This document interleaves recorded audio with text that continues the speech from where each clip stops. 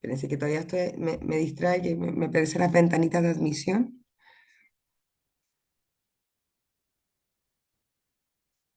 Ya, creo que ahí se está grabando, ¿no?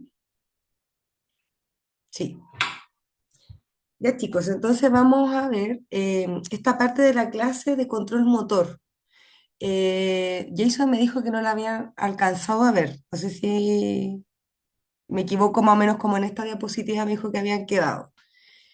Y vamos a ver sobre la transición de bípedo y marcha. No va a ser algo en profundidad porque después en el segundo semestre igual vamos a volver a ver algunas de estas cosas, pero como les decía, es importante que lo consideren para sus objetivos de intervención y sus tratamientos, ¿ya? Considerar las transiciones y obviamente la marcha, que ya sabemos que, por ejemplo, el trastorno de la marcha es uno de los síndromes geriátricos y también la transición sedente-bípedo es una actividad que requiere una alta demanda neuromuscular y que a veces para los pacientes, tanto geriátricos o neurológicos, es bastante desafiante, ¿ya?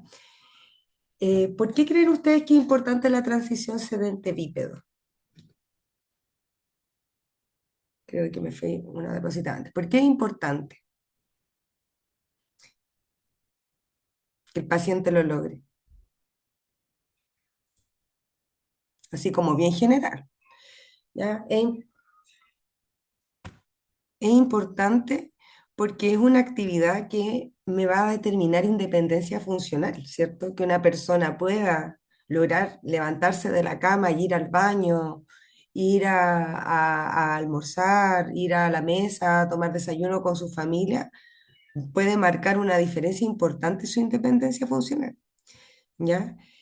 Y es un prerequisito para caminar, entre comillas, ¿ya? Porque pasa muchas veces que los pacientes logran primero incluso caminar y todavía no logran la transición sedente bípedo y requieren asistencia para ello, ¿ya? Pero eso determina que sean un poquito más dependientes. Es una actividad que es bastante compleja, se ve simple, pero la verdad cuesta bastante recuperar en los pacientes muchas veces, ¿ya?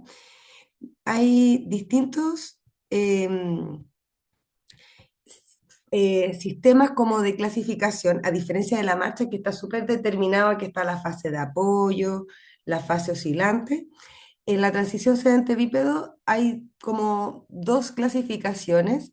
Una es esta, que la divide en dos fases de Karl-Shepard, que habla que la transición sedente-bípedo se divide en una fase de preextensión y en una fase de extensión.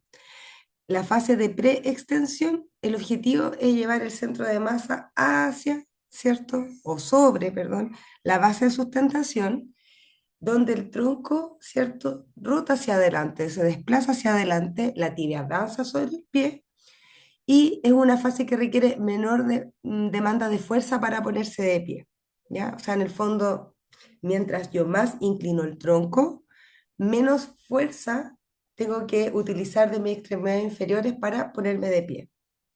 Como músculos claves aparecen acá, los flexores de caderas como el psoas, el tibial anterior que me va a permitir la dorsiflexión y el core está en cocontracción, que significa que tanto la musculatura de la cadena anterior como de la cadena posterior, ¿cierto? O cadenas oblicuas de tronco, ¿cierto? Se contraen para dar estabilidad al tronco y permitir el desplazamiento de ésta hacia adelante para después pasar a la fase de extensión que incluye el inicio donde los muslos se despegan de la silla, ¿ya?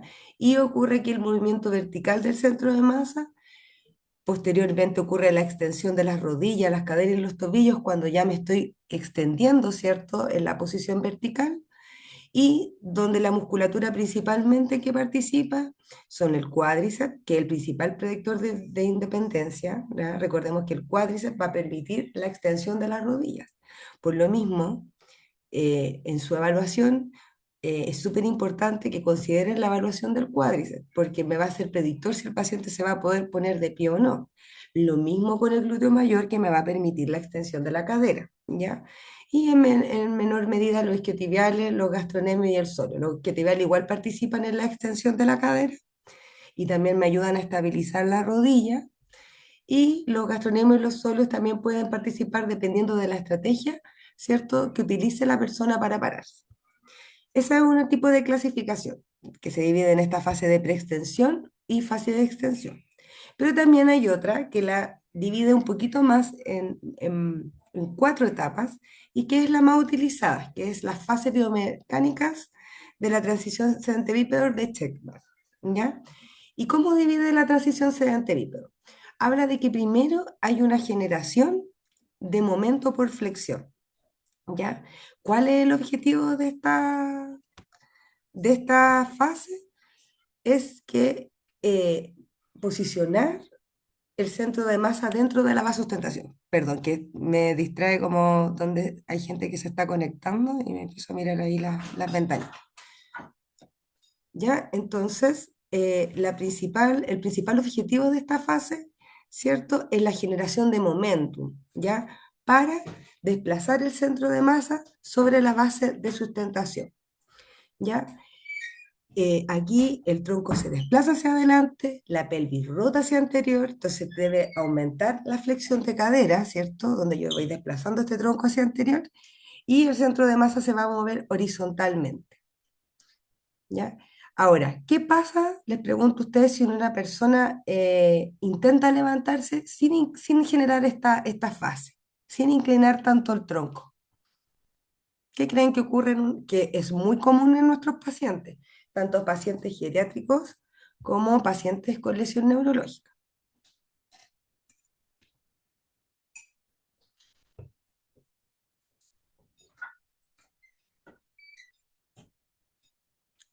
Algunos más o menos. Cuesta más, ¿Cómo? cuesta más. Cuesta más. ¿Y por qué costará más? Bien, o sea, de hecho, no sé si tienen abuelos y han visto cómo es súper común en las personas mayores, que se intentan parar de un asiento y hacen varios intentos antes de ponerse de pie porque les cuesta.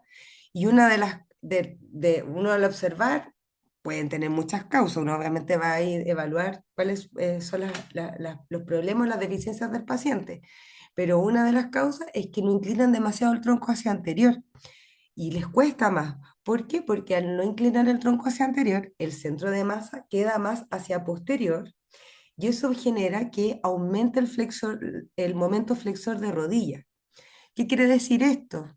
Que se requiere mucha más fuerza de cuádriceps para poder pararse. Entonces las personas no logran pararse, ¿ya? Entonces es súper importante esta fase de llevar el tronco hacia anterior. De hecho, es un ajuste anticipatorio. Cuando yo me voy a parar, de inclinar el tronco hacia anterior, ¿ya? Después viene la fase de transferencia del momento, ¿ya? Esta fase es como probablemente la más crítica biomecánicamente, ¿ya? ¿Por qué? Aquí el peso pasa de los glúteos a los pies, entonces aquí ya los glúteos pierden contacto con la silla y todo el peso pasa hacia los pies, ¿ya? Entonces el centro de masa va a seguir avanzando, la persona va a empezar a elevarse y es una fase más crítica biomecánicamente además porque es más inestable, ¿ya? ¿Por qué es más inestable? Por lo mismo que estoy diciendo, ¿cierto? Porque en el fondo el cuerpo pierde el apoyo de la silla, aún no logra esa estabilidad al estar de pie, entonces el centro de masa al pararse, ¿cierto? Se encuentra muy cercano al límite anterior de la estabilidad, ¿ya? Aquí es común que aparezcan varias caídas en el intentar pararse. A veces es común las caídas porque el paciente colapsa, eh, tiene mal apoyados los pies y pierde la estabilidad. Por eso muchas personas utilizan las extremidades superiores para poder impulsarse, ¿cierto? Porque no tienen suficiente fuerza de extremidades inferiores, entonces se apoyan en las extremidades superiores para poder bipedestar. Después viene la fase de extensión. ¿Ya? En la fase de extensión hay una extensión simultánea de caderas y de rodillas. ¿Ya? Aquí ya en esta fase, ¿cierto? El centro de masa se desplaza verticalmente. ¿Ya? Y por último, ya viene la fase de estabilización, donde aquí ya finalmente hay un control del equilibrio en bipedestación y la base de sustentación está más reducida. Esta fase no significa que es como que sea la fase más fácil o el fin de la transición, porque en el fondo, en esta fase de estabilización, el sistema nervioso se tiene que ocupar de no hacer tantas oscilaciones y de poder mantener el centro de masa dentro de la base y no caerse. ¿Ya? ¿Alguna duda con la transición? Más o menos les queda claro cómo en el fondo, creo que tengo un videito acá, se los voy a poner para que analicemos la transición de una persona, ¿ya? Pero es importante cuando ustedes evalúen las actividades de la persona, no solamente se queden como, ah, lo logra, sino describir cómo lo logra, ¿ya? Porque en ese cómo lo logra pueden identificar alteraciones funcionales, ¿ya? Y cómo esto lo limita en, en esta actividad de la transición, ¿cierto? Donde ustedes van a poder, ¿cierto? Determinar objetivos terapéuticos más acorde a ese paciente, porque puede ser que lo logre, pero el cómo lo logra no es la forma más eficiente, eh, o más segura, más estable, y son cosas importantes que ustedes deben determinar en su evaluación, ¿ya? Les voy a compartir un video, a ver, ¿qué puse acá?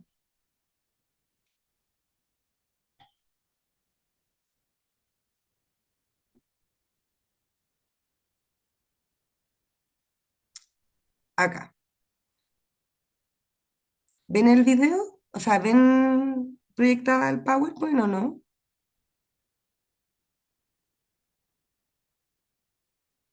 De pie. Sí, profe. Sí, profe. Sí, profe. Tome asiento. Lo voy a poner ahí un par de veces. Asiento. Me interesa que observen la transición sedente-bípedo de este paciente. No les voy a contar nada ni de la patología que tiene, después les puedo comentar, pero más o menos que me interesa qué cosas de la transición sedente-bípedo que les conté, cómo ocurre en las fases, pudiesen estar alteradas en este paciente y qué les llama la atención. De pie. Y tome asiento. Asiento.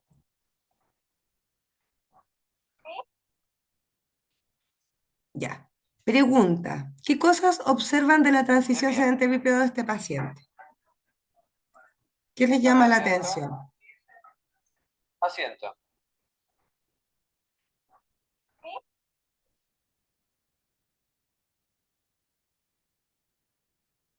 De pie. Y tome asiento. Asiento. ¿A alguien le llama la atención alguna cosa de esta transición? En vez de inclinar el tronco hacia adelante, tiran los pies De hacia pie. posterior. Perfecto, ¿cierto? En el fondo, ya vemos una cosa, Y ¿cierto? tome Tiene asiento. dificultades para inclinar el tronco hacia adelante. Asiento. Y de hecho, en la fase de extensión, ¿cierto? Cuando ya se está levantando, De pie. extiende primero las caderas, las Tome asiento. rodillas, y ocurre algo en esa fase final Asiento. de extensión, que es parte de la fase de estabilización. ¿Qué ocurre? De pie. Extensión. Miren, Y ahí tome está la asiento. extensión y ahí está la fase de estabilización. Asiento. ¿Qué observan ahí?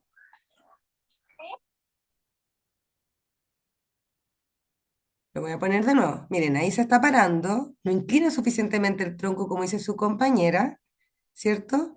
Y en la fase final, ¿qué ocurre en los pies? En la fase de estabilización, cuando ya el paciente está de pie, ¿qué pueden observar? ¿Ven ahí los pies que le hace una flexión dorsal o no lo ven?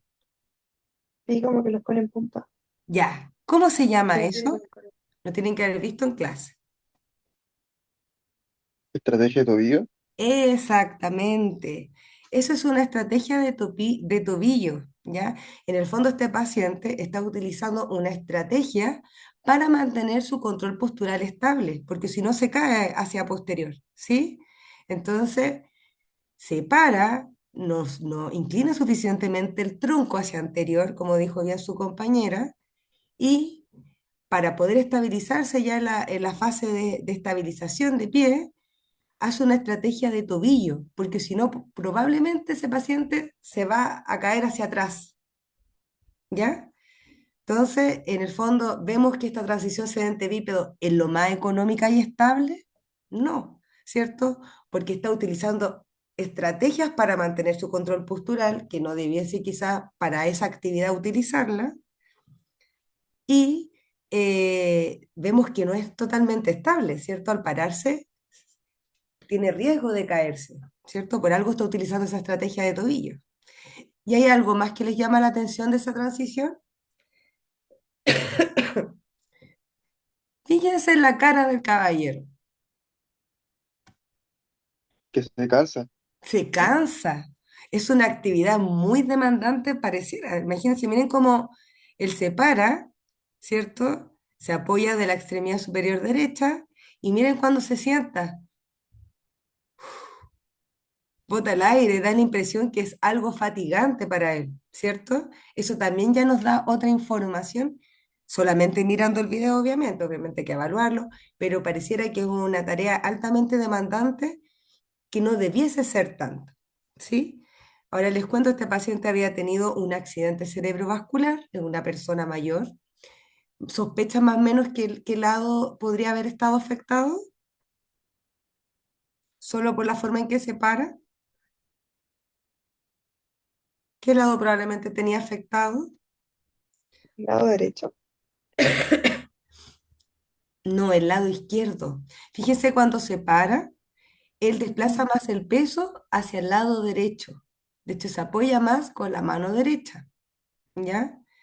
Generalmente en los pacientes con ACV ocurre eso. En él no es tan marcado, sí, ya porque no tiene tanto déficit de fuerza, pareciera en el lado izquierdo. No sé si tiene alteraciones sensoriales porque no conozco al paciente, pero es súper común que en la transición sedente-bípedo en un paciente con ACV sea asimétrico el traslado del peso, ¿ya? Descarga menos peso o carga menos peso en el lado afectado y generalmente el centro de masa lo desplaza hacia el lado sano, ¿ya? Entonces, y generalmente utiliza los brazos, él utiliza más el brazo derecho, si se fijan ahí en la transición, apoyándose en la mano derecha y la mano izquierda como que no, pareciera que está un poco hipotónico, no lo conozco, pero no utiliza mucho su mano izquierda, ¿ya? Entonces, la idea es que ustedes, cuando evalúen las transiciones, chicos, evalúen esos detalles, evalúen la transición, la está haciendo de manera simétrica. Primero fijarse, ¿lo hace independiente? Ya. ¿Lo hace independiente? Sí o no, requiere asistencia. Y después, ¿cómo lo hace? ¿Lo hace con apoyo de pie? ¿Cómo está la fase inicial del momentum? ¿Logra inclinar el tronco hacia anterior? ¿Cómo está la transferencia de peso? ¿Logra despegar los glúteos de la silla? Después la fase de extensión. Hiperextiende primero las rodillas y después la cadera, lo hace de manera fluida, extendiendo simultáneamente las caderas y las rodillas. Y ya en la fase final de estabilización, ¿logra controlar el centro de masa dentro de esa vasosustentación o utiliza estrategias del control postural para mantenerse estable? ¿Ya? Entonces así ustedes pueden ir describiendo la actividad y pueden después ir evaluando de manera más detallada quizás qué deficiencias podrían haber generado que este paciente, por ejemplo, no desplace el tronco hacia anterior suficientemente o por qué está haciendo esta estrategia de tobillo cuando está de pie. ¿Ya? ¿Alguna duda de de esta parte? Ya, vamos a pasar ahora a la marcha. Ya no vamos a hablar de toda la marcha porque eso nos podría llevar a una clase completa, chicos, pero sí, ya eso me comentó como más o menos algo general que ustedes deben considerar. La marcha, ¿cierto? Sabemos que es una actividad funcional, compleja y que realizamos diariamente. De hecho, es uno de los principales como objetivos de rehabilitación. Los pacientes llegan, ¿qué quieren lograr? Caminar. Generalmente te dicen caminar. ¿Ya? Eh, pero para lograr una marcha funcional requiere o hay requisitos que tiene que tener esta marcha para que sea funcional. ¿Cuáles son estos requisitos? El requisito de progresión, el requisito de estabilidad y el requisito de adaptabilidad. O sea, la marcha tiene que saber poder progresar, tiene que saber ser estable y tiene que saber ser adaptable para que pueda ese paciente ser funcional y lograr caminar no solo en el gimnasio de rehabilitación, sino que caminar en la calle, ir a la feria y poder hacer sus compras, caminar en el pasto, etcétera, etcétera, etcétera. ¿Ya? ¿A qué se refiere con la progresión? Que esta marcha debe ser un patrón locomotor que pueda mover el cuerpo en la dirección deseada, ¿ya? Y que muchos pacientes tienen alterados, ¿ya? Por ejemplo, ¿en qué pacientes creen que podría estar alterado el requisito de progresión? Porque para lograrlo necesitamos, ¿cierto?, realizar un impulso hacia adelante, ¿ya? Debemos lograr una adecuada longitud del paso, una propulsión eficiente, ¿cierto? Para poder ir avanzando. Por ejemplo, es muy común que este requisito esté alterado en los pacientes con Parkinson, ¿ya? No sé si han visto pacientes con Parkinson, si les ha tocado sus prácticas o conocen a alguna persona. ¿Cómo caminan los pacientes con Parkinson?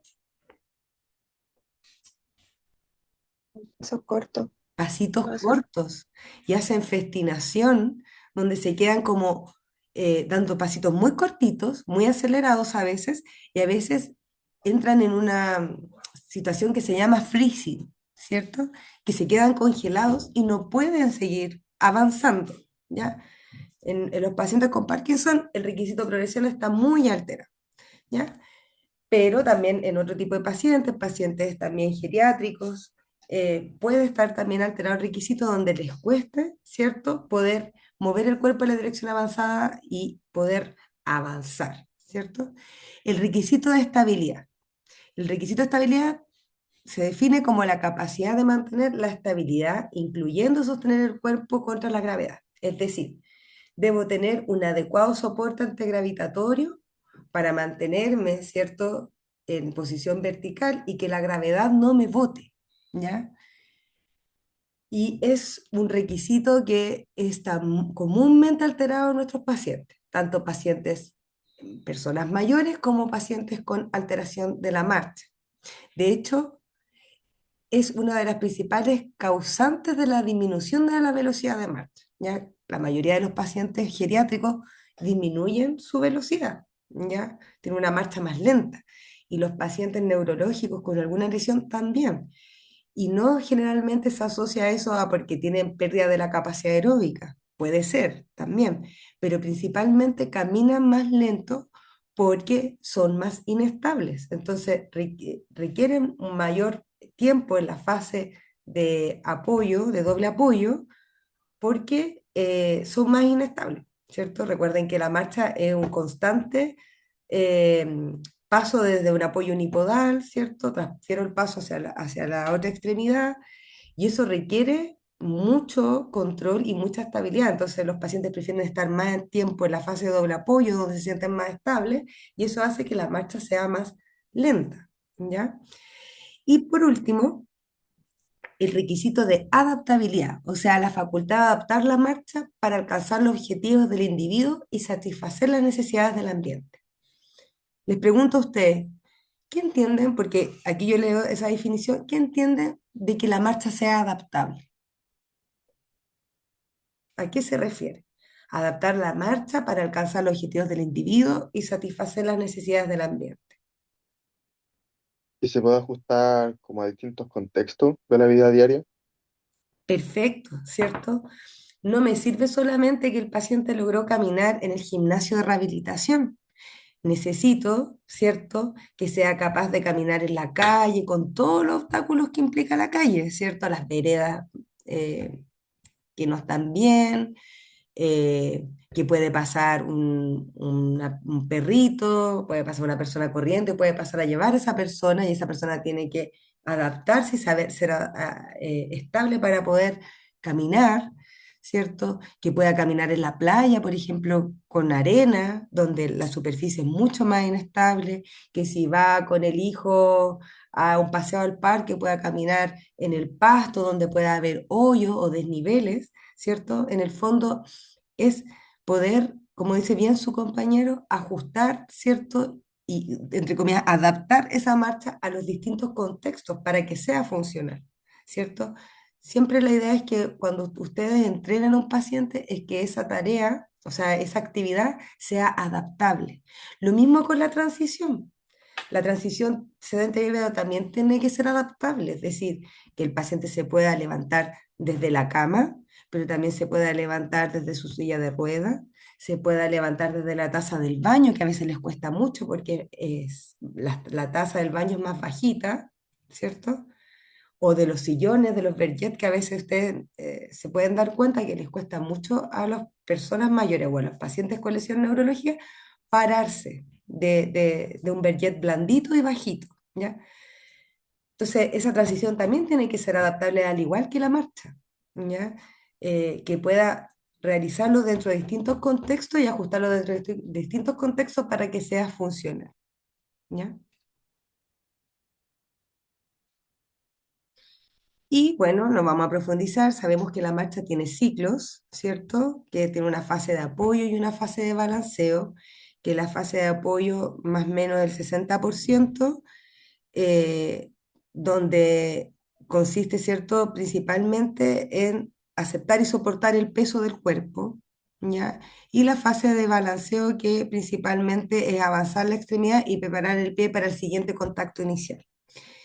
Pregunta, dentro de los requisitos de la marcha, vimos que estaba la progresión, ¿cierto? La estabilidad y la adaptabilidad.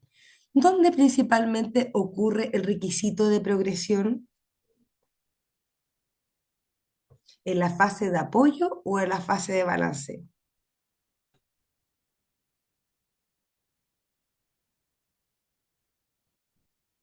En la fase de balanceo, ¿Ya? Tu compañero Lucas dice fase de balanceo, el resto En la fase de apoyo, en la fase de apoyo. ¿Alguien más dice otra cosa?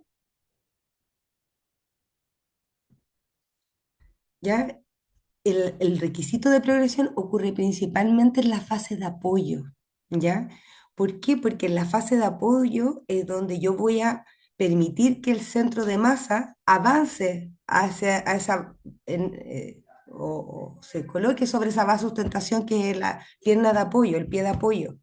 Y ahí yo voy a generar la propulsión necesaria para el siguiente paso. Entonces el requisito de progresión ocurre principalmente en la fase de apoyo, ¿ya?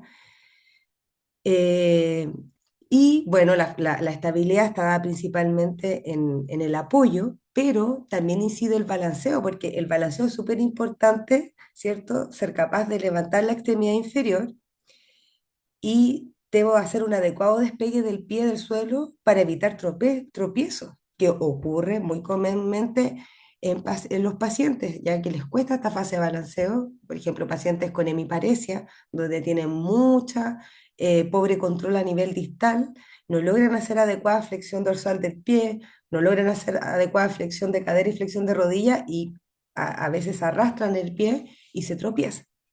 Y también en las personas mayores. Ya las personas mayores es comúnmente, ¿cierto?, que hacen un balanceo menor y también tropiezan con alfombra o cualquier obstáculo que esté en el suelo y eso puede generar también pérdida de la estabilidad y caídas, ¿ya?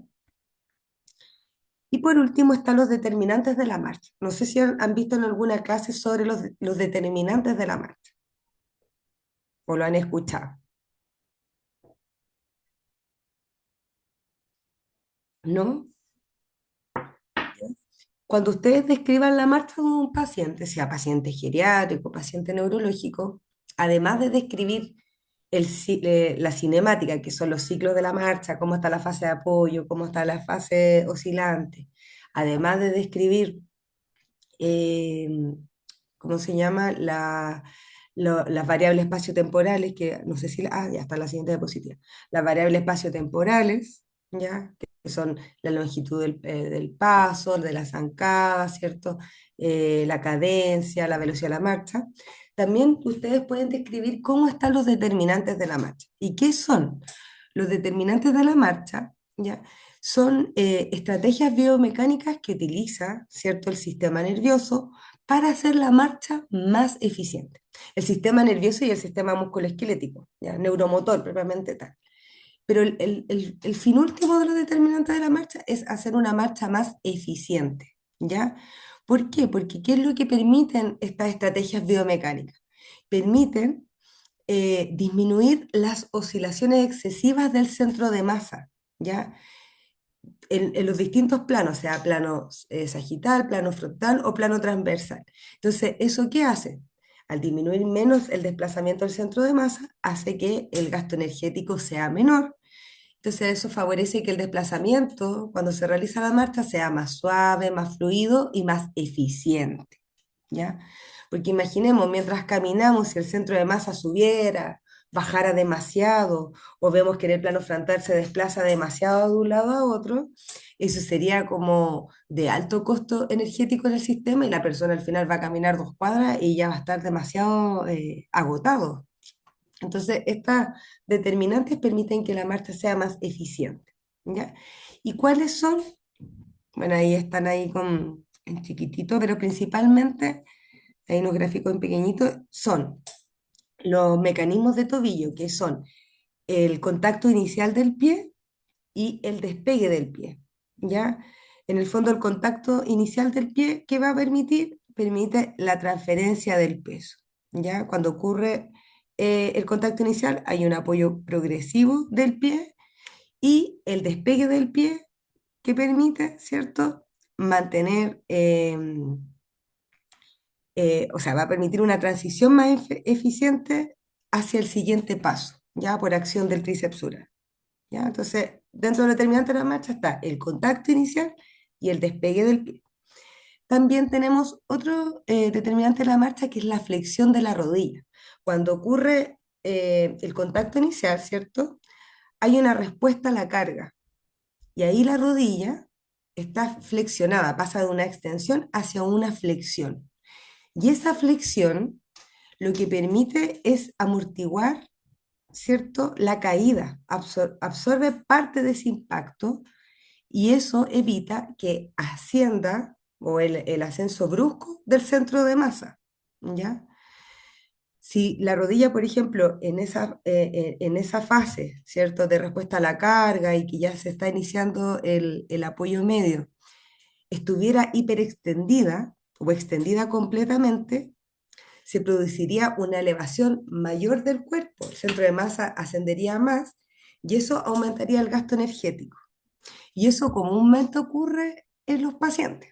Ya no sé si han visto pacientes con ACV que en la fase de respuesta a la carga y apoyo hiperextienden la rodilla. ¿Ya? Entonces se hace una marcha menos eficiente y por ende con mayor gasto energético, ¿cierto? Y eso hace que sea más agotadora. Entonces, a través de determinante, ayudamos a que no sea tan agotador en esa fase. Otra determinante de la marcha son los movimientos de la pelvis, ¿ya? La pelvis durante la marcha hace distintas estrategias que permiten hacer la marcha más eficiente. Uno es la rotación pélvica, otra es el tilt pélvico, ¿ya? Y otra es el desplazamiento lateral de la pelvis, ¿ya? La rotación pélvica, ¿a qué se refiere? Cuando nosotros estamos caminando, si miramos el plano transversal, la pelvis o una hemipelvis gira hacia adelante, más o menos como 4 o 5 grados, ¿ya?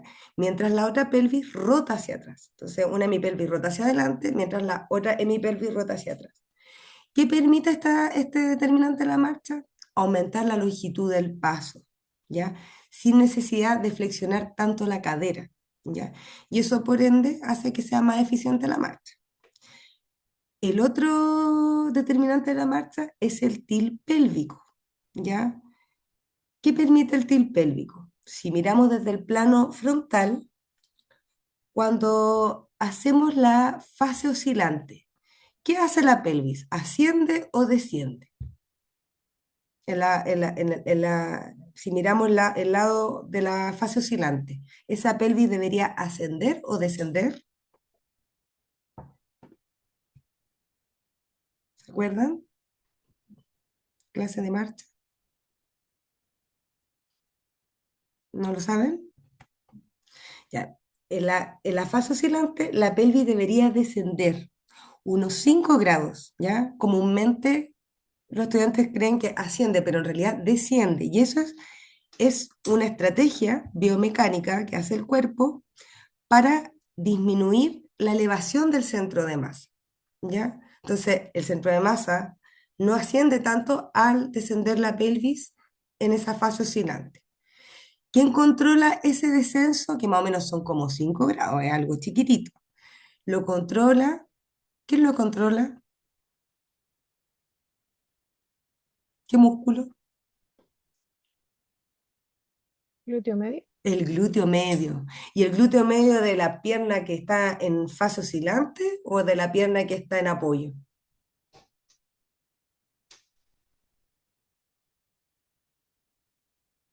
Del glúteo medio que está en la cadera de la pierna de fase de apoyo, de la extremidad inferior que está en fase de apoyo. Ese glúteo medio controla este descenso de la caída de la cadera que está en fase oscilante, ¿ya? De esa pelvis que está en fase oscilante. Entonces, esa también es un determinante de la marcha, que evita que el centro de masa se eleve demasiado. ¿Qué pasa en los pacientes? Generalmente está alterado, no tienen ese descenso pélvico y avanzan con el hemicuerpo completo hacia anterior, ¿ya? Y por último, el otro determinante de la marcha es el desplazamiento lateral de la pelvis. ¿Qué ocurre? La pelvis se desplaza, si miramos en el plano frontal, levemente hacia el lateral, hacia la extremidad inferior que está en apoyo, ¿ya? Es muy poquito, más o menos se describe que entre 2 centímetros, 2,5 centímetros se desplaza esa pelvis hacia la extremidad inferior que está de apoyo. ¿Y cuál es el objetivo? Mantener el centro de masa dentro de la vasosustentación. Si pensamos en la fase de apoyo, entonces la pelvis se desplaza para mantener un poquito ese centro de masa en esa extremidad, ¿cierto? Y evitar caídas y hacer más eficiente la marcha, ¿ya? Entonces, como resumen, dentro del determinante de la marcha, tenemos el contacto inicial, ¿cierto? Del pie y el despegue del pie, la flexión de rodilla y los movimientos pélvicos, que son eh, la rotación pélvica, el tilt pélvico y el desplazamiento lateral de la pelvis, ¿ya? Y que muchas veces en nuestros pacientes está alterado y en los pacientes geriátricos también. También podemos encontrar que la rotación pélvica disminuye, tiene y eso hace que tenga menos longitud del paso, que la inclinación pélvica también, o este tilt pélvico también disminuye, entonces el centro de masa eh, tiene un menor desplazamiento y, porque generalmente tienen unas marchas más rígidas. La flexión de rodilla también en los pacientes geriátricos tiende a disminuir levemente, entonces tienen menor capacidad de absorción de impacto, los movimientos del tobillo y pie también disminuye la propulsión, porque tienen menor dorsiflexión y menor impulso plantar, ¿ya? El desplazamiento lateral de la pelvis generalmente aumenta de las personas mayores, entonces eso hace que se incremente la vasosustentación para mejorar la estabilidad, etcétera, ¿ya? Eso es como lo más común, lo que les digo, no es como que ocurre en todos los pacientes. Obviamente uno va a ir evaluando qué cosas podemos encontrar en cada paciente, pero lo más común en los pacientes, sobre todo geriátricos, y en los pacientes con lesión neurológica también, generalmente se altera. Y por último tenemos las variables espaciotemporales, ya que son, acá solamente puso Jason de distancia temporal, pero las variables o factores em, hay factores o variables espaciales, hay variables temporales y hay otras que son combinadas. Por ejemplo, estas variables espaciales como la longitud de la zancada, ¿cierto? Que la distancia recorrida entre el impacto de un talón hasta el siguiente impacto del talón del mismo pie, la longitud del paso, que es la distancia, ¿cierto? Desde un apoyo plantar hasta el apoyo plantar del otro pie, ¿ya?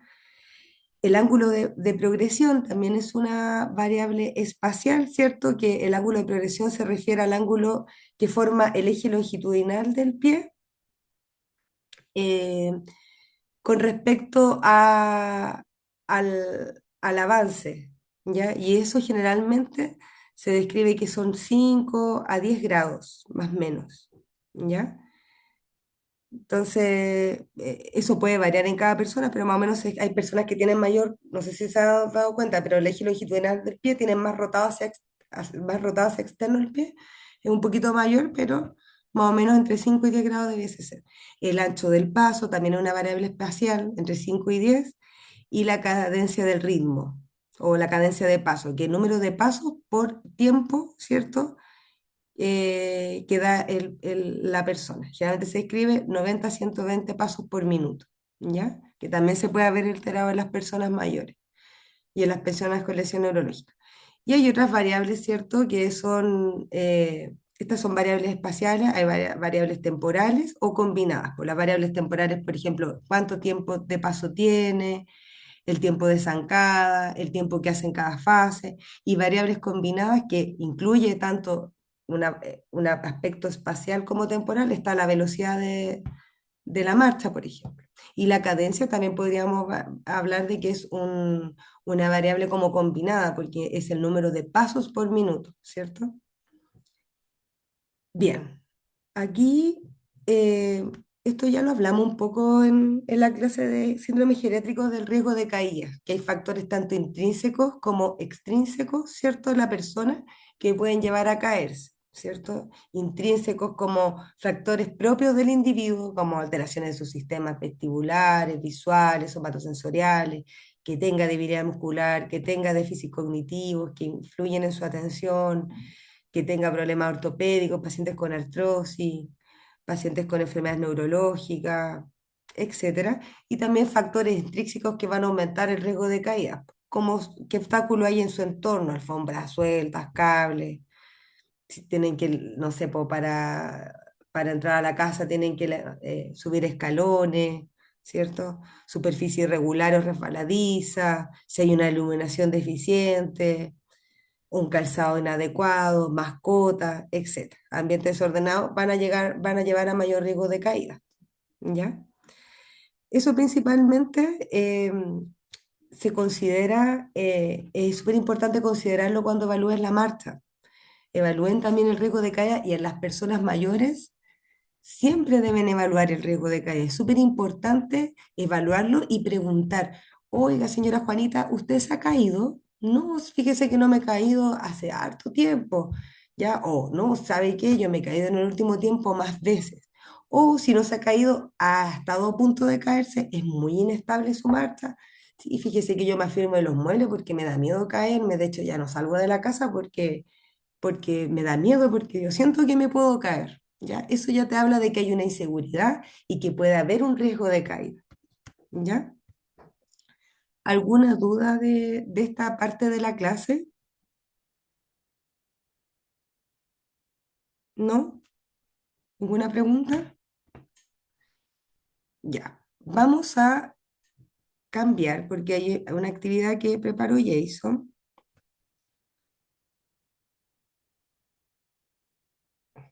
Espérense, vamos aquí a compartir nuevamente,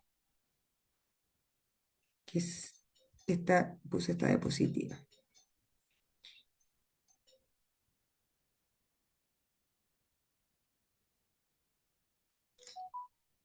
¿Qué era eso? Las 9:05. ¿Podríamos hacer como un recreito de 5 minutos, les parece? Para que puedan ir al baño, qué sé yo, o seguimos.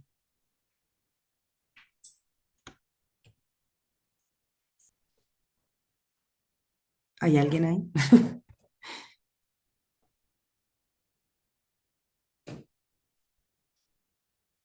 Y un recreo, profe, está bien. ¿Cómo? Un recreito está bien. Ya, 5 minutos entonces. ¿Ya? Y ahí seguimos, ¿ya?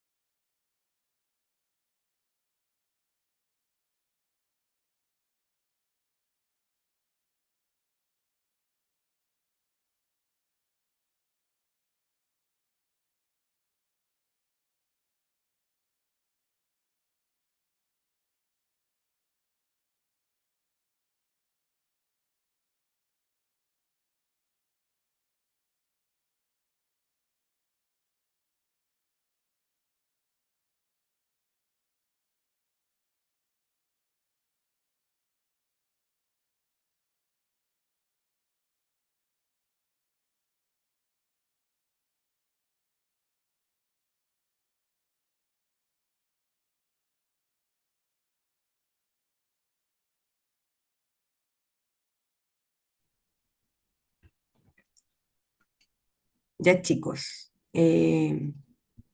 vamos a volver para alcanzar a terminar. Esto es más cortito, más práctico y también tiene que ver con la prueba del jueves, ¿ya? Que me pidió Jason que, como les recordara, en la prueba del jueves van a entrar las clases, por lo menos de la parte de adultos, ¿cierto? Las clases de introducción a neurokinesiología en adultos y geriatría. Va a entrar la clase de control motor, sobre todo enfocada a las intervenciones, y también va a entrar la clase de valoración geriátrica integral y síndromes geriátricos, ¿ya? Y las tres clases están dentro del mismo marco conceptual que es el continuo funcional, ¿ya? Siempre ustedes cuando evalúen una persona, ¿cierto? Para decidir los objetivos terapéuticos y qué intervenciones hacer, ustedes deben hacerse esa pregunta. ¿Dónde está la persona y qué intervención corresponde realizar de acuerdo a en qué parte del continuo funcional está? ¿Ya? Aquí el continuo funcional se refiere, no es como una escala de independencia funcional, sino que es como una foto que ustedes toman al paciente y determinan, ¿cierto? En qué parte, ¿cierto? O qué potencial tiene, potencial funcional tiene esa persona en ese momento determinado para poder definir adecuadamente el objetivo terapéutico, ¿ya? Entonces, ustedes van a evaluar un paciente, sea persona mayor o persona con una alteración neurológica, y van a poder determinar en qué parte del continuo funcional está. Si un paciente dependiente, ¿cierto? Que requiere asistencia para todas sus actividades de la vida diaria o mayor parte de esas actividades. Pacientes, por ejemplo, comúnmente institucionalizados, personas mayores con una fragilidad muy avanzada, o un paciente neurológico, por ejemplo, que también puede ser persona mayor y tener fragilidad y que además haya tenido una lesión neurológica que le generó una funcionalidad bastante limitada, ¿cierto? Paciente neurosevero, podríamos hablar que estamos en esta parte del continuo funcional.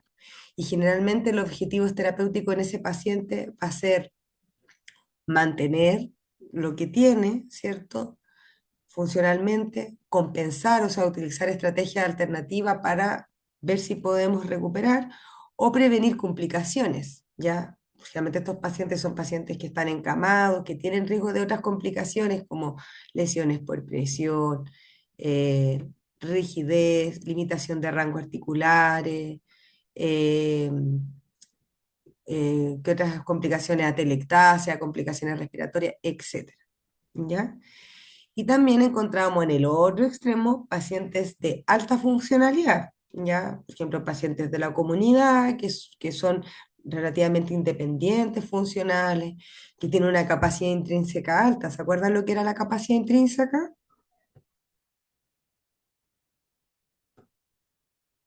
¿Recuerdan lo que era la capacidad intrínseca o no? ¿Lo estudiaron para la prueba Son, del jueves? son como, o sea, son como las capacidades físicas que mantiene la persona.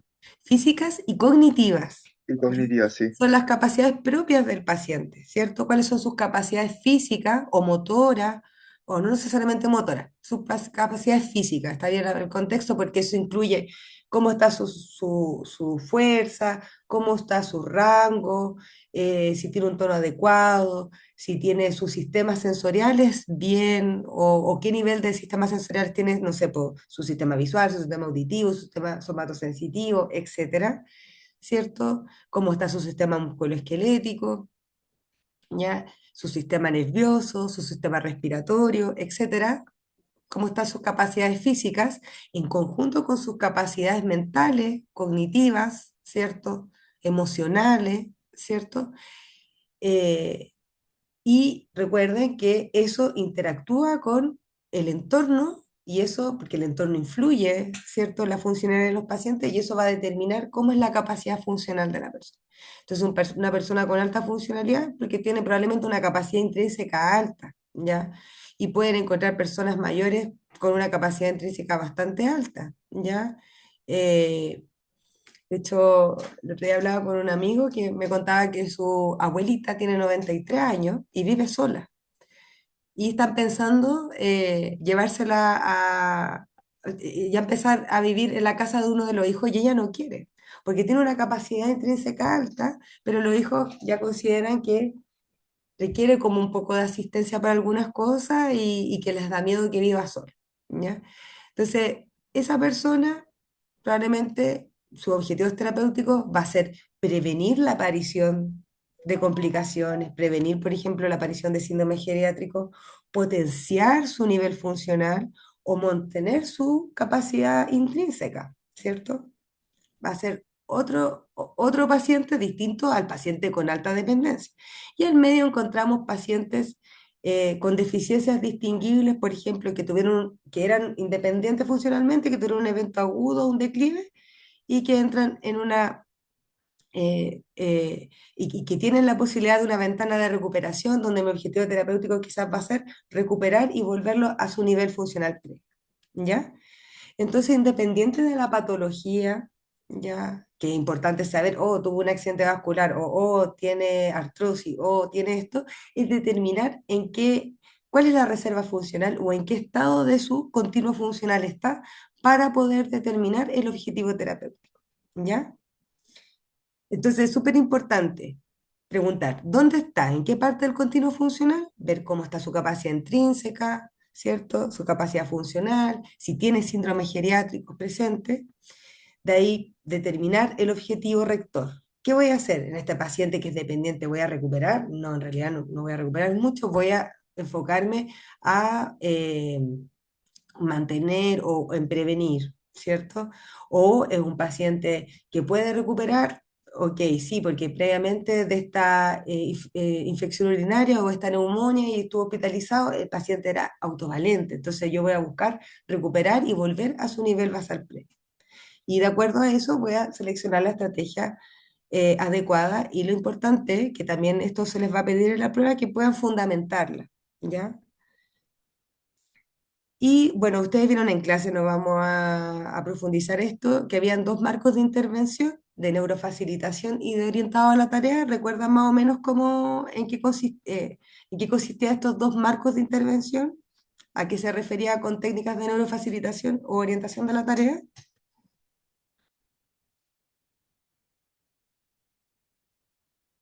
¿No? ¿No? ¿Me escucha? ¿Sí? ¿Se escucha? Que la neurofacilitación tiene como más enfoque en el hand-on, como aplicación de ciertas técnicas para que pueda haber respuesta del paciente. Y la orientada a la tarea como más hacia su funcionalidad y que pueda después como desarrollarse mucho más la actividad de vida diaria en general. Bien, Eso. ¿cierto? La neurofacilitación es un enfoque de intervención que surgió como en los años 40, ya más o menos, y que en el fondo lo que hablaba es de que mediante estímulos sensoriales específicos y la guía manual, hands-on, que se llama, es posible lograr respuestas motoras, ¿ya? Y poder mejorar el control del movimiento. En el fondo, este marco de intervención buscaba que mediante estas estrategias preparaba el sistema nervioso antes de realizar una tarea, ¿ya? Una actividad. Ejemplo de estos enfoques está el método Root, de Brunson, el BOBAT, ¿cierto? O neurodesarrollo, etcétera. Pero después, en los años 80, ¿cierto? Los investigadores vieron que las personas aprendían mejor haciendo las actividades, ¿cierto? Y ahí nace, ¿cierto? El enfoque orientado a la tarea, que en el fondo eh, habla de que el movimiento no se aprende practicando músculos aislados o solo dando estímulos sensoriales, sino que más bien resolviendo problemas motores, o sea, haciendo la actividad funcional, ¿ya? Y a través de esa actividad funcional, por ejemplo, la marcha, yo voy recuperando la fuerza, los rangos, el balance, etcétera, ¿ya? Ahora, estos dos enfoques no son contraproducentes o opuestos, ni que uno es mejor que otro. Generalmente, y de hecho la evidencia habla de que son complementarios y de acuerdo al paciente, al momento de la persona en que está, las vamos a utilizar. Por ejemplo, en pacientes agudos, hospitalizados, que están recién partiendo o que son más dependientes, generalmente utilizamos bastante neurofacilitación, ¿cierto? Y después utilizamos orientado a la tarea, pero en realidad son complementarios. Ya si estamos en el ambulatorio, generalmente partimos con orientado a la tarea y utilizamos algunas técnicas de neurofacilitación para permitir, ¿cierto?, la recuperación del paciente. Ambos enfoques de intervención son válidos, ambos se utilizan hasta la actualidad y generalmente son complementarios y uno va eligiendo de acuerdo al momento en que está la persona. Y en la orientación a la tarea generalmente se basa en el aprendizaje motor, donde es muy importante, ¿cierto?, la tarea que yo estoy designando y el entorno, y hacer esta tarea variable, darle feedback de desempeño y de resultado, y que la tarea sea específica. Si yo quiero mejorar la marcha, entreno la marcha. Si yo quiero mejorar que se pare de una silla, entreno pararse de una silla, ¿ya? Pero eso ya lo vieron en clase, me imagino, no quiero como profundizar porque nos vamos a atrasar. Y por último, el control postural. Vieron en la clase que habían tres sistemas sensoriales: visual, somatosensorial y vestibular, que estaban implicados en el control postural. Predominantemente el sistema somatosensorial, con un 70%, el vestibular en un 20% y el visual en un 10%, pero los tres están involucrados, ¿cierto? Y si falla uno, ¿cierto? El equilibrio va a depender del otro o de los dos otros restantes, ¿sí? Por ejemplo, un paciente, no sé, pues, con una diabetes, que tiene una polineuropatía diabética y tiene muy alterado el sistema somatosensitivo, su propiocepción, ¿cierto? Generalmente caminan mirando el suelo, ¿ya? Utilizando su sistema visual y vestibular para mantener el equilibrio y no caerse, porque su sistema somatosensorial está mayormente afectado. Y hay estrategias de equilibrio, como la estrategia de tobillo, la estrategia de cadera y la estrategia de paso, que son súper importantes considerarlas, que son mecanismos para mantener el control postural. ¿Cierto? Esto ya lo vieron en clase, pero un ejemplo como bien así como común, cuando ustedes van en el metro, ¿cierto? Y el metro hace siempre pequeñas perturbaciones, fíjense sus pies que constantemente están haciendo estrategias de tobillo. Generalmente ante perturbaciones leves aparece la estrategia de tobillo, que en el fondo es una flexión dorsal del pie, ¿ya? Pero cuando el metro hace una perturbación mayor, ¿cierto? Se va moviendo o va frenando más fuertemente, aparece ya la estrategia de cadera, ¿ya?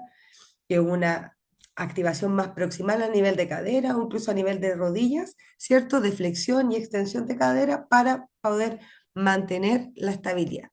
Y finalmente, si el metro da un freno repentino, ¿cierto? Generalmente uno lo que hace es una estrategia de paso, ¿cierto? Aumenta la base de sustentación, ¿cierto? Para mantener la estabilidad. O estrategia de paso y también de apoyo con la extremidad superior, ¿sí? Son ajustes posturales reactivos que pueden verse alterados en los pacientes mayores y en los pacientes neurológicos, ¿sí? Y por último, los síndromes geriátricos y la valoración geriátrica integral. Es súper importante que de la VGI hay 4 dimensiones, ya la vimos en clase: la biomédica, ¿cierto? La mental, afectiva o emocional, la social y la funcional. Y considerar que la funcional es el eje como más relevante para nosotros como los kinesiólogos dentro de la VGI. Y es donde más nosotros estamos implicados, ¿cierto? Y que esta VGI permite una evaluación más integral de la persona mayor y permite detectar síndromes geriátricos, porque los síndromes geriátricos a veces no son patologías, no son enfermedades, ocurren de manera multifactorial y a veces están solapados y a través de la VGI los podemos detectar. Síndromes geriátricos con impacto kinesiológico directo: la dismovilidad, las caídas, el retorno a la marcha, la sarcopenia, la fragilidad y el delirio, ¿sí? Y podemos utilizar distintos test o instrumentos objetivos para determinar algunos síndromes geriátricos. Está el SPPB, que sabemos que si hay menos de 10 puntos produce fragilidad; la velocidad de marcha, que si es menos de 0,8 me habla que hay mayor riesgo de caída, mayor riesgo de de morbilidad y de menor capacidad funcional. El TUC, que si es de más de 20 segundos, sabemos que esa persona va a tener mayor riesgo de caída. La escala de Tinetti, que evalúa marcha y equilibrio, también evalúa el riesgo de caída. Si tiene menos de 19 puntos, ya me dice que hay un alto riesgo. El SAR-F, que es un test o un instrumento de cribado de sarcopenia, me sugiere sarcopenia cuando hay mayor o igual a 4 puntos, y el test de Ver también evalúa riesgo de caída si un paciente tiene entre 0 y 20 puntos, porque me está indicando un alto riesgo de caída, ¿ya? Y que son test comúnmente utilizados en geriatría, también en pacientes neurológicos, pero en geriatría son bastante utilizados. ¿Ya? En la prueba del jueves va a haber una especie de, bueno, esto es una especie de simulacro, pero más o menos esta va a ser como el formato, van a haber casos clínicos, ¿ya? Donde ustedes van a tener que desarrollar preguntas, ¿ya? Y en la parte práctica va a haber preguntas de desarrollo escrito, ¿ya?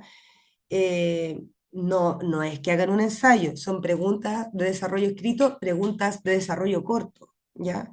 La idea es que no memoricen, algunas cosas sí importantes saber en qué consisten, pero que puedan justificar, ¿ya? Que puedan identificar y justificar, ¿ya?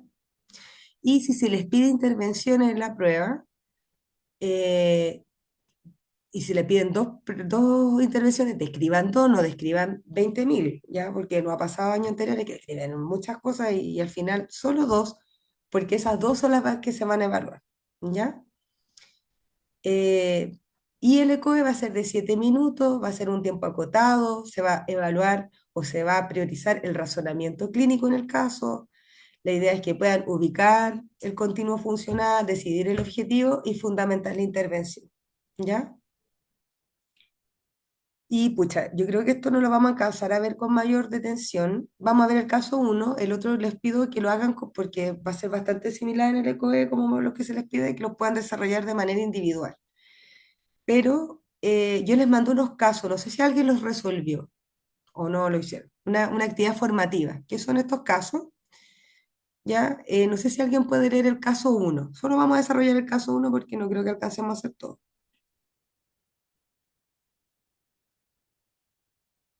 ¿Alguien puede leerlo de chiquillo? ¿Alguien voluntario? O yo lo voy a hacer así como democráticamente. Ya. A ver. Yo lo leo, profe. Ah, ya, súper. Gracias, Reiser. Ya. Lee Ya. el caso. Caso 1. Anamnesis remota. Señora Ana nace cerca de la localidad de Casablanca, de familia compuesta por ambos padres, 5 hermanas y 3 hermanos. Nunca se casó ni tuvo hijos. Se dedicó a trabajar en puestos de flores durante 70 años hasta jubilar. Vive en Melipilla, junto a 2 de sus hermanas, y en el mismo terreno vive una de sus sobrinas. Vive en terreno familiar con casa de adobe de un piso, variados peldaños de los accesos. Por ejemplo, para ir al baño cuenta con un peldaño. Al salir del patio debe bajar 4 peldaños. Cuenta con dormitorio y baño propio.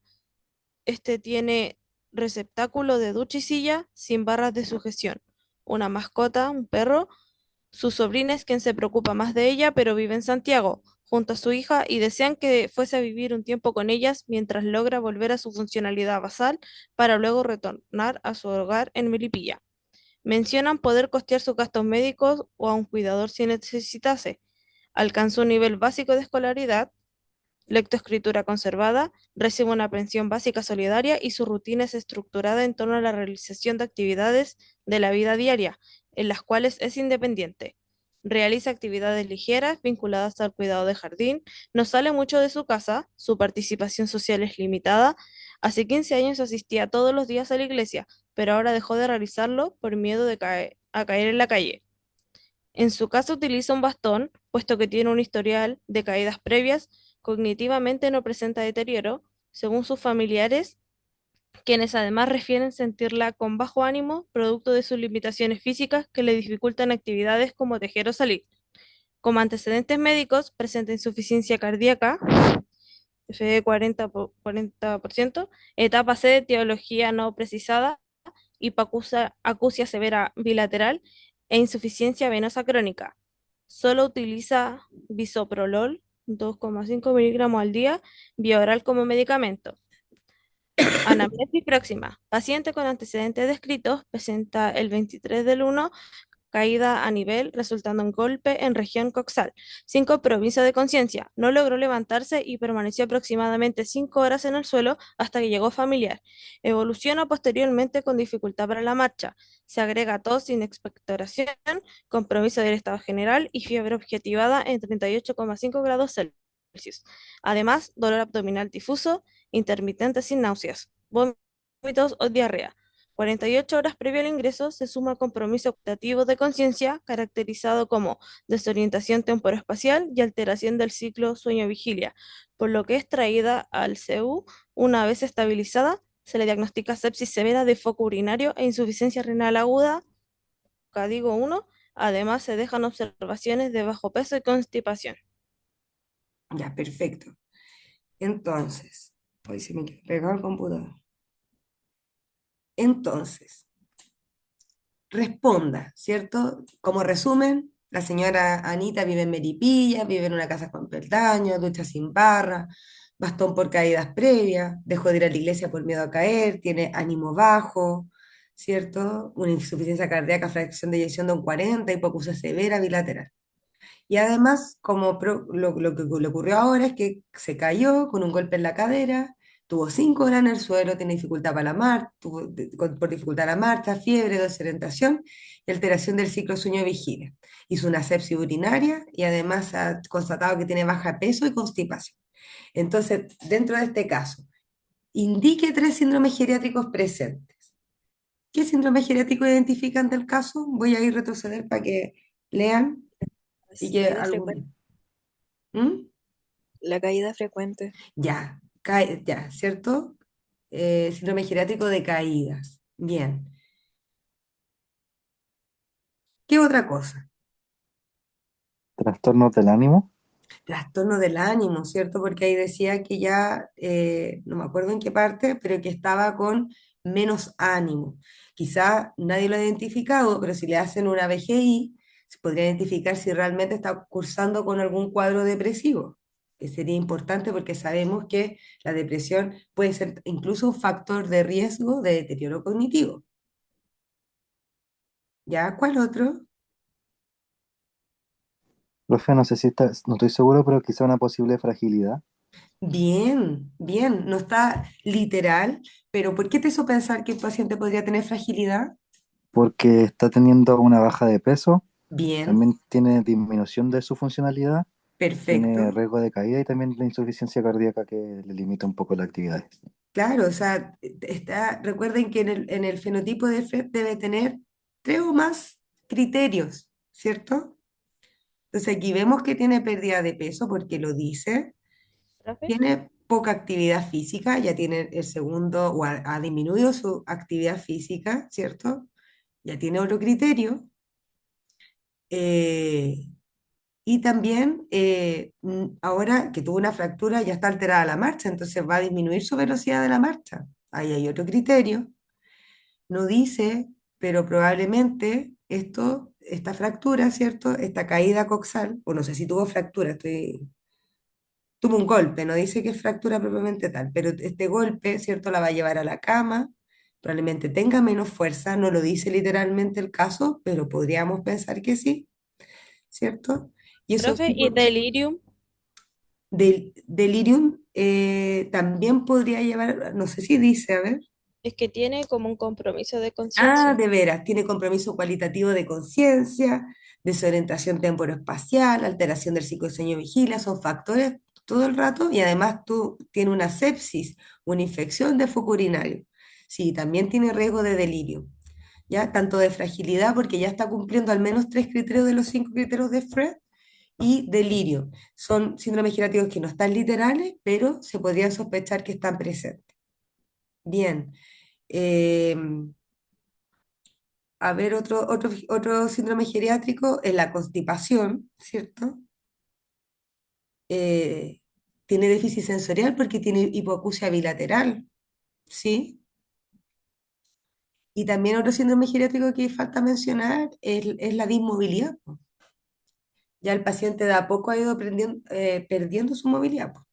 Ya no va a la iglesia porque tiene miedo a caerse, tiene disminución de la velocidad de la marcha, ¿cierto? Y ahora que se cayó, probablemente va a estar con dolor, quizás va a estar unos días en cama, entonces eso va a influir también en la dismovilidad, ¿ya? En el continuo funcional, ¿dónde lo ubicarían? ¿Una persona más dependiente severa o está en un evento agudo donde hay deficiencias que podemos pesquisar pero que podemos recuperar? ¿O es una persona altamente independiente? En el evento agudo. ¿Cierto? En la línea de tiempo que les mostré anteriormente, la podemos, quizás una persona que tiene algunas deficiencias, ¿cierto? Tiene algunas cosas, pero que tuvo un evento agudo, tuvo una caída con un golpe coxal y además está haciendo una sepsis de foco urinario, ¿cierto? Entonces, este paciente, la idea es definir un objetivo quizás más de recuperación, ¿cierto? Para que vuelva a su nivel basal y ojalá ese nivel basal mejorarlo, ¿cierto? Porque ya identificamos que esa persona tenía riesgo de caída y no había tenido tratamiento, entonces hay que pesquisar, chuta, ¿por qué tiene miedo a caerse? ¿Cierto? ¿Y por qué se ha caído previamente? ¿Cierto? ¿Será que, no sé, tiene factores extrínsecos o factores propios de la persona que están llevando a eso? ¿Ya? Bien. ¿Y qué intervenciones propondrían? Un reentrenamiento de la marcha y educación de la misma. ¿Ya?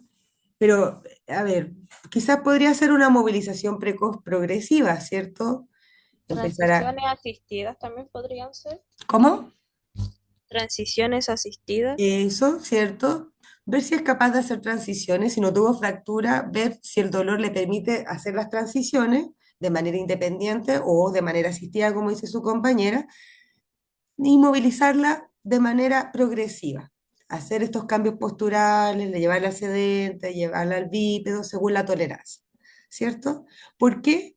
¿Cómo lo fundamentarían? ¿Por qué es importante empezar a movilizarla precozmente, hacerles transiciones de manera progresiva, quizás al principio más asistido y después de que lo vaya haciendo con mayor independencia? ¿Cómo lo fundamentarían? Que eso es importante que ustedes fundamenten en la prueba.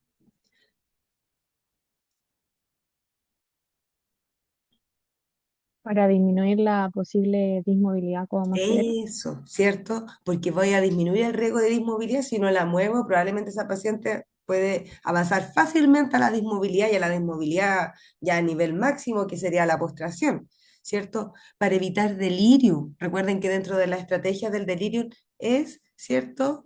Movilizar al paciente, ¿cierto? Para evitar delirio. Llevarla hacia la vertical, llevarla hacia, porque verticalizar al paciente va a favorecer, ¿cierto? El signo de, o sea, ¿cómo se llama? Como que esté más reactivo, más despierto y no tan dormido, ¿ya? También va a favorecer el riesgo de pérdida de masa muscular, ¿cierto? De limitación funcional y con eso también el riesgo de sarcopenia y etcétera, etcétera. Podemos ahí como fundamentar de distintas formas, ¿ya? ¿Qué otra intervención harían? Alguien dijo entrenamiento de la marcha. Me parece bien. Y entrenamiento de la marcha y del equilibrio, ¿cierto? Vamos a trabajar el balance anticipatorio, reactivo, el control postural en bípedo para evitar que esta persona se caiga y haga una marcha más segura. Quizás vamos a poder identificar necesidad de ayudas técnicas y se las vamos a entregar al paciente y la vamos a entrenar con esa ayuda técnica para que quizás deambule de forma más segura, etcétera, ¿cierto? Y el fundamento de eso es para reducir el riesgo de caída, ¿cierto? Y favorecer un retorno seguro a su domicilio, ¿ya?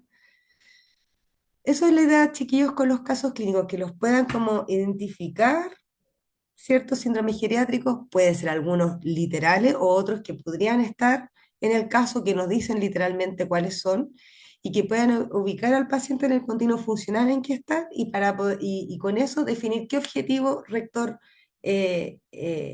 predomina en ese paciente. Si un paciente muy dependiente, un paciente altamente independiente o que ocurrió algo agudo y que podemos recuperar. ¿Ya? Y que puedan proponer intervenciones y puedan fundamentar esas intervenciones, ¿ya? No vamos a alcanzar a desarrollar otros casos, pueden hacerlo como ejercicio para estudiar, desarrollar los otros casos, ¿ya? Les puedo mandar esta presentación para que los puedan desarrollar. ¿Sí? Ya chicos, yo creo que ya estamos finalizando porque ya no nos da más el tiempo. Me despido y nos estamos viendo el día jueves. Cuídense, ya que espero que no tengan ninguna complicación con el tema de las lluvias y el temporal. ¿Alguna duda de algún aspecto? Se me fue preguntarles. ¿Les queda claro? Sí, profe, todo Sí, claro. profe. Ya. Ya chicos, nos vemos el jueves si Dios quiere. ¿Ya? Que estén bien, cuídense. Profe, que esté bien. Chao, Chao, Chao. profe, que gracias. esté bien. Gracias. Perfecto, que esté bien.